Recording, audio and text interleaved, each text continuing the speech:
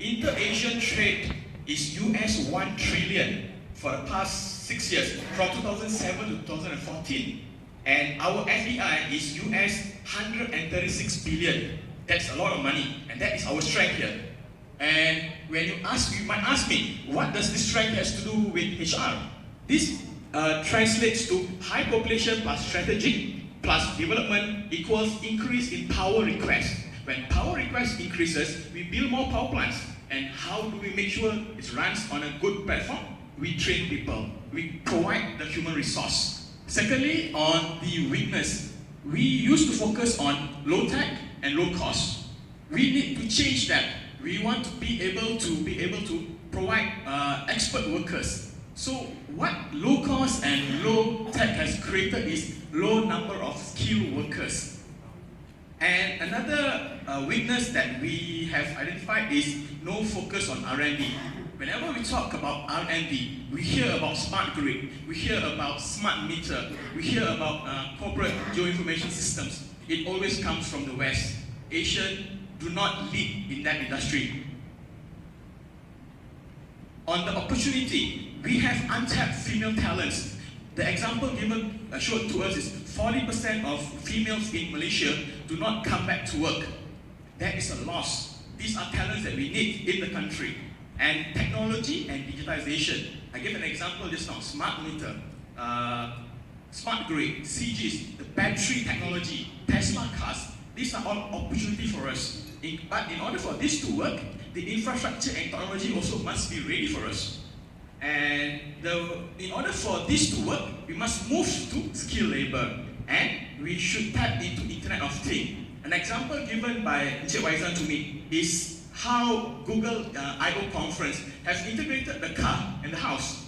By the time you are about to reach your house, the aircon is already turned on, the lights are already turned on. By the time you reach, the door is already open.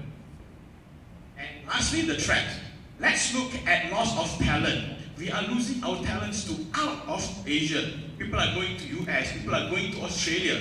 Why? Because they are highly paid over there.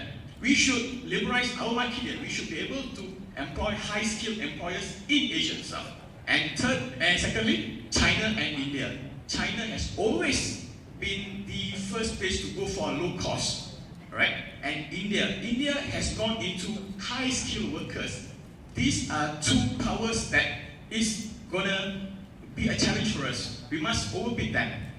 And to continue with the rest, I'll invite Mr. Mick.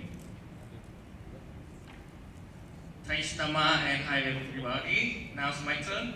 So, according to the SWOT evaluation, as Dama showed you, I would like to have a proposal in HR strategy, and we also recommend how these strategies could be implemented in Asian countries.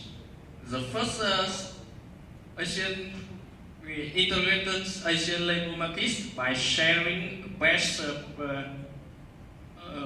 practice on foundation education to work transition and lifelong learning. As we know, in Singapore's employment share has 55% in high skill and 8% in low skill.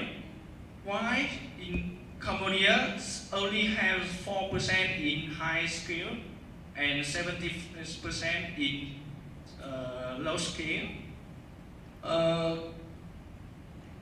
ASEAN also should upgrade a mechanism for high skill training and mutual recognize occupation qualification as standard between Asian nations. Second is harness entrepreneurial pools by creating more connective environment for women to